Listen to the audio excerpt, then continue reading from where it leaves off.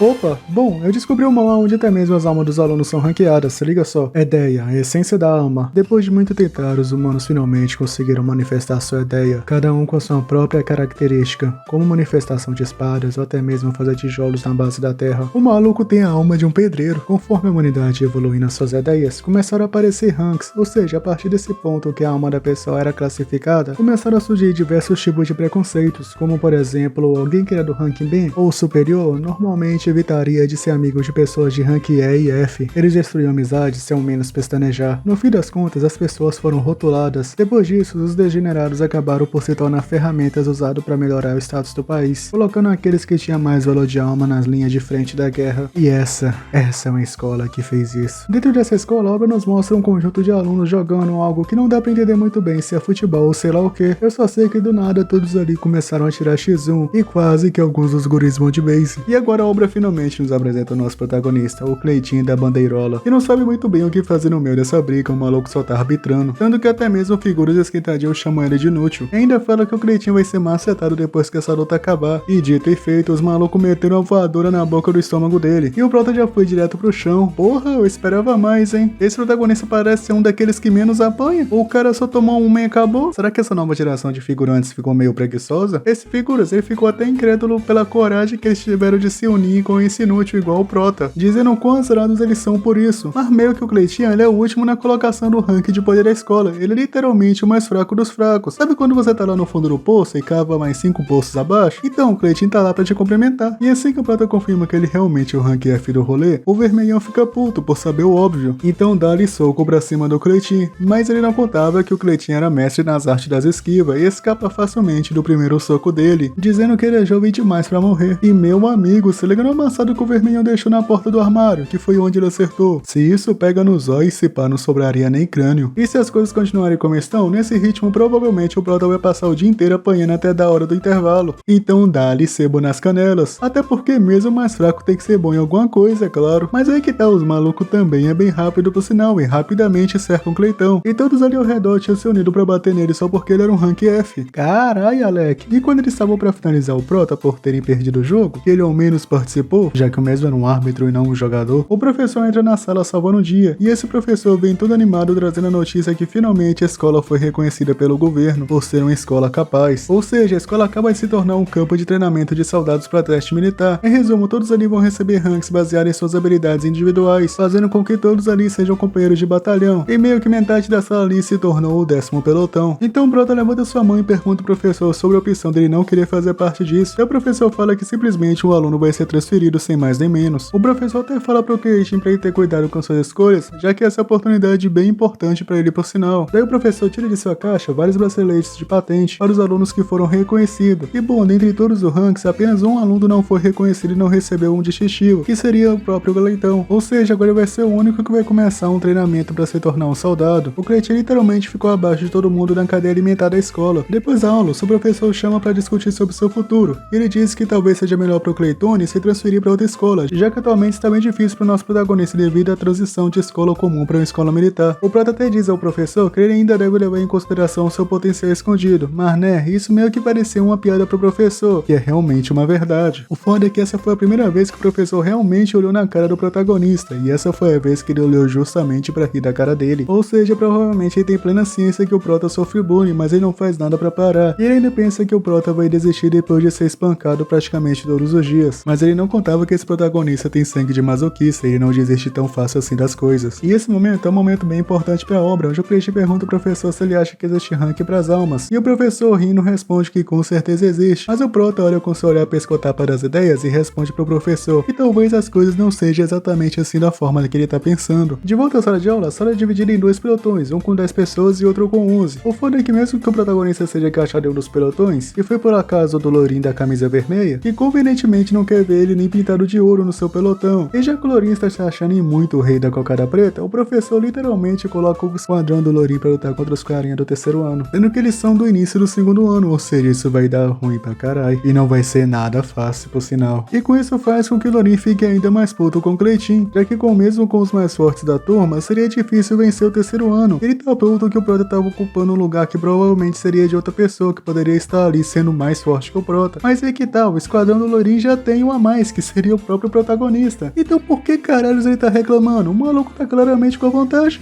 Mano, mesmo me forçando bastante, é meio difícil entender o que se passa na cabeça desse figurante, na moral. Então ele decide fazer o Cleitinho virar o seu petzinho de estimação. E o pior, ele virou um escudo humano. Ou seja, sempre que eu vou acertar um ataque no Lorin, adivinha quem é que vai ter que estar na frente para levar a sepada? Isso mesmo, o Cleitinho. A essa altura do campeonato, eu, independentemente da minha motivação, já teria transferido de escola, papo reto. E assim, finalmente, chegou o dia da Batalha dos Esquadrões, com cada um de seus membros de lado a lado, e com o Prota literalmente sendo arrastado como objeto pra todo quanto é lado. Meu amigo, o maluco não pode nem ter vontade própria mais. Enquanto isso, os guris do esquadrão do terceiro ano estão amassando um por um do segundão. Mano, essa é a primeira vez que eu vejo uma escola atualizando violência escolar como se fosse um evento. Até mesmo as meninas estão sendo mestres da porradaria aí. Agora eu vou que nem uma braboleta e soca que nem uma britadeira. Só que foi aí que tudo começou a mudar. O professor faz aquele sinal de longe pro protagonista, que ele vai cuidar da sua transferência se ele se esforçar. E foi aí que ele desviou da britadeira humana, a ponto dela se assustar e puxar a armadura de ideia dela. E bom, já que o líder está fugindo com um bracelete que se ele perdesse tudo estaria acabado pro Prota, o Cleitinho tem a brilhante ideia de segurar ela por 3 minutos pra poder ganhar essa batalha. Daí ele simplesmente tenta enrolar essa guria na lábia, mas é meio difícil, pois a mesma já é a rainha da britadeira. E se o Cleitinho não fizer nada, provavelmente ele vai conhecer o paraíso bem mais cedo. Daí ele finalmente saga sua arma, que seria um punhal de rank F, fazendo com que ela desista de lutar, já que esse punhal enferrujado, pelo jeito não é nem um pouco perigoso, não deve cortar nem banana. E assim que ela começa a ir embora e abandonando o Prota sozinho, já que pra ele é fraco até demais, o maluco pula nas costas dela de uma forma que assustaria qualquer um, e tenta acertar ela, mas a mina tá completamente amargurada, tornando o punhal completamente inútil contra ela. E nessa hora, finalmente a Morena fica de frente a frente com o Lorin, que tá puro medo dela. Até mesmo o Cleitinho, que é bem mais fraco, ele ainda assim é bem mais corajoso no X1. E nesse ponto já começa a virar bagunça. O Lorin bate a mão no chão, vira um estilico humano e dá-lhe pedrada na Morena. Mas a Morena facilmente consegue parar essa pedra usando o seu poder. Enquanto isso, o líder do terceiro ano amassa o Lorin. Sem sombra de dúvidas, essa foi uma das batalhas mais sem sigilo que eu já vi. Ainda mais que não tinha nenhum motivo para acontecer. Fora que quando o Lorin tenta revidar, ele é parado novamente pelo chefe do terceirão. O cara é simplesmente inimigo da derrota. Daí o chefe do terceiro pergunta ao Prota por que ele avisou a Morena sobre o ataque da pedra, já que ambos estão em times diferentes e não fazia tanto sentido assim. Mas o chefe ele é meio esquizofrênico das ideias. Em vez de só aceitar ajuda, ele vai encarar o Prota justamente porque ele salvou a guria do time dele. Esse não é bem inimigo da lógica por sinal, viu? Daí o Prota ele já se prepara e manda aquele cala a boca com a faca, mandando o chefe parar, porque ele tá meio estressadinho. Ele nem espera o Cleiton explicar a situação e tá logo metendo aquele moquetão. E assim surge mais um ponto importante nessa história, pois os alunos que não tiverem poderes o suficiente serão transferidos para outra escola. E o Prota, ele não quer ser transferido tão fácil assim, ou seja, tá na hora dele finalmente ativar o seu poder de verdade, que seria a habilidade de psicopatia, que o deixa fudendo 3 vezes mais forte do que já era. O cara tem uma fudendo habilidade de Berserk Psicopata, que depois de ativada ela só desliga se ele matar o oponente. É praticamente um insta-kill. Provavelmente o Cleitinho é uma daquelas pessoas que foi lá no BuzzFeed e fez um teste de psicopatia e descobriu seu poder e então dá-lhe facadinha. Agora eu entendo o porquê dele parecer tão fraco e nunca mostrar sua verdadeira força. O maluco é um assassino que toda vez que ativa seu poder, a sua faca que estava nível F sobe pro S, ativando a sua skill mais forte, assassino absoluto. O maluco é sagaz, teve até referência à risada do Kira. E assim que o Cleitão foi totalmente tomado pelo seu instinto assassino, evoluindo seus poderes cada vez mais e mais e mais, ficando bem mais forte que o chefe do terceirão que tá lá no rank B, ou seja, tá na hora do guri virar picadinho. O melhor de tudo é que o chefinho que tá todo perdido achando que o Cleitinho tá passando pela fase de Chunin Bio, em plena adolescência. Se bem que olhar um cara envergando a coluna e rindo daquela forma é bem vergonhoso por sinal. Isso me lembra quando eu era um... Não, pelo amor de Deus, eu não quero me lembrar disso de novo. Tenho traumas daquilo até hoje. E finalmente, depois de quase 2 capítulos de pura conversa, dá-lhe porradaria... Não, na real ele é interrompido pela Morena, e todo aquele momento se preparando ficou só na conversa mesmo. Carai, Morena empata a falta do caramba, tá ligado? Eles nem ao menos deixaram a porradaria acontecer. Mas é que tá, ao mesmo tempo com a cambada de guria atacou o Prota